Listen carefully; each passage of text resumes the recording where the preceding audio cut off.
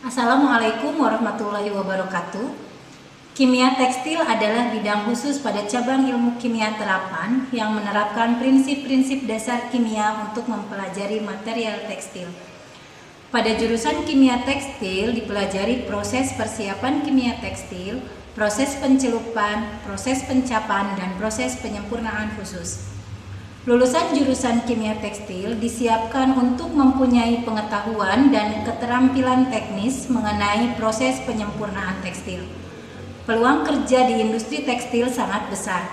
Banyak lulusan kimia tekstil yang sudah bekerja, diantaranya di bagian laboratorium, quality control, dan lain-lain.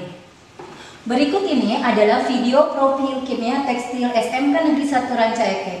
Silakan disimak.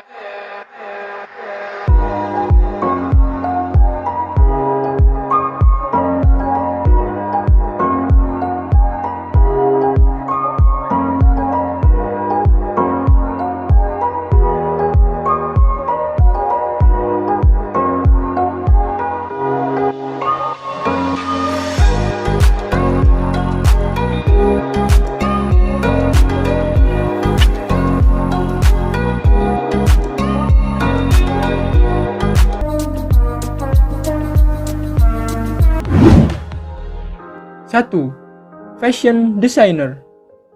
Fashion designer adalah orang yang membuat rancangan pakaian dan segala sesuatu yang berhubungan dengan mode.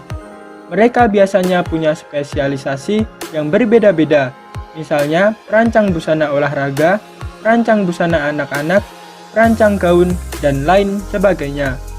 Perancang busana bisa langsung membuat rancangan sesuai keinginannya sendiri, atau diberi arahan terlebih dahulu mengenai warna, bahan, dan biaya produksi oleh klien atau perusahaan tempat ia bekerja. Seorang fashion designer perlu memiliki pengetahuan yang luas akan dunia fashion dan selalu up to date perkembangan di dunia fashion. 2. Penjahit.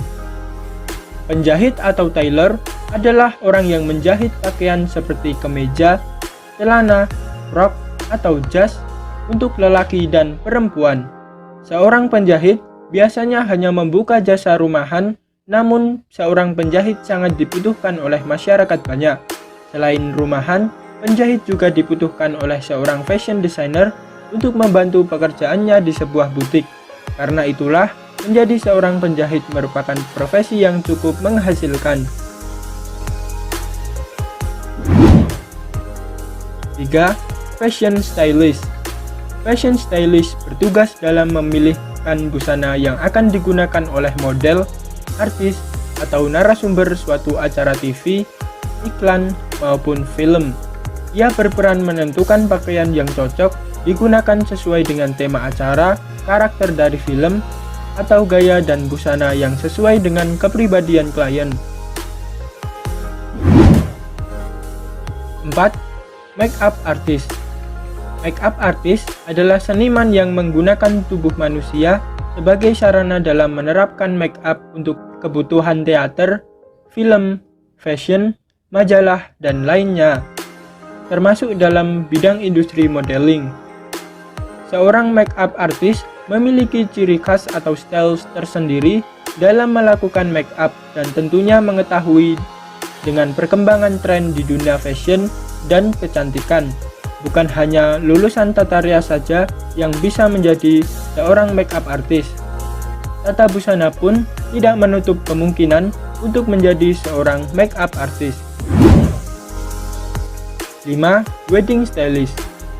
Wedding stylist membuat konsep pernikahan secara menyeluruh dengan memperhatikan estetika, mulai dari dekorasi pelaminan dan ruangan pesta, rancangan bunga, pakaian yang akan dikenakan kedua mempelai, baik saat akad nikah ataupun pemberkatan, juga saat resepsi, seragam untuk keluarga, busana pagar ayu dan pagar bagus dalam konsep pernikahan tradisional, penerima tamu, dan lain sebagainya. 6. Bekerja di industri garmen atau konveksi. Di industri garmen atau konveksi, terdapat posisi yang berbeda-beda setiap karyawannya. Contohnya, pembuatan pola, pemotongan, penjahitan, pemasangan pernak-pernik, dan sebagainya. 7. Berwirausaha.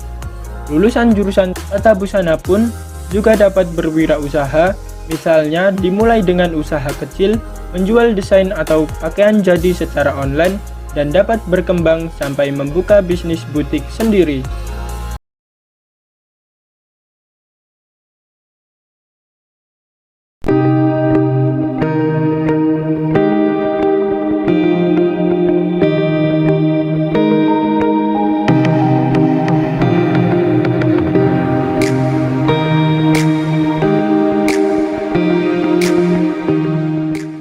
Selamat datang di SMK Negeri 1 Rancaekek.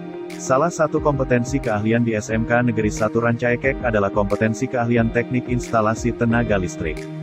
Dari nama kompetensi keahlian, semua pastinya sudah mengetahui bahwa kompetensi keahlian ini merupakan kompetensi yang berhubungan dengan listrik atau ketenaga listrikan. Dimanapun di tempat manapun pasti membutuhkan tenaga listrik untuk mendukung proses produksi atau keperluan sehari-hari.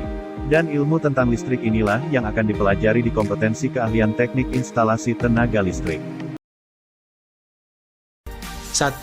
Perusahaan pembangkit listrik. Prospek kerja yang pertama ialah bekerja di perusahaan pembangkit listrik, baik itu BUMN atau badan usaha milik negara ataupun swasta. Di Indonesia, banyak sekali perusahaan yang bergerak dalam bidang pembangkit listrik dan sangat memerlukan lulusan SMK listrik. Misalnya PLN, Indonesia Power, PT Indonesia Comnets Plus, PT Haleyora Powerindo, PT Bosowa Powerindo, dan lain-lain. 2. Teknisi listrik industri. Semua industri di dunia ini memerlukan adanya listrik untuk menjalankan operasional industri tersebut. Sistem kelistrikan memerlukan orang yang ahli dalam bidang listrik. Lulusan TITL lah yang banyak dibutuhkan industri sebagai teknisi sistem kelistrikan untuk merawat dan memperbaiki sistem kelistrikan. 3. Teknisi servis. Lulusan jurusan TITL juga dapat bekerja sebagai teknisi servis, biasanya menjadi seorang teknisi servis AC atau barang elektronik lainnya. Profesi ini bisa dilakukan secara full-time maupun sebagai sampingan. 4. Operator produksi. Lulusan teknik instalasi tenaga listrik juga banyak yang bekerja di industri sebagai operator produksi, misalnya di perusahaan komponen listrik atau manufaktur alat listrik.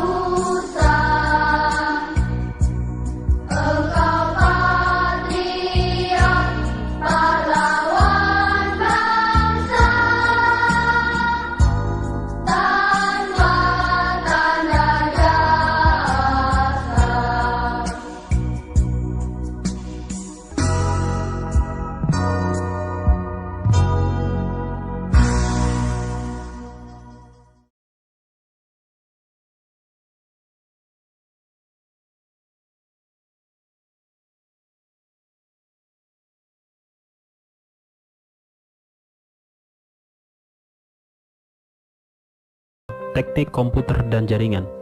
Sebenarnya apa sih teknik komputer dan jaringan itu? Kemudian nanti setelah kita masuk ke kelas teknik komputer dan jaringan, apa sih yang akan dipelajari di dalamnya?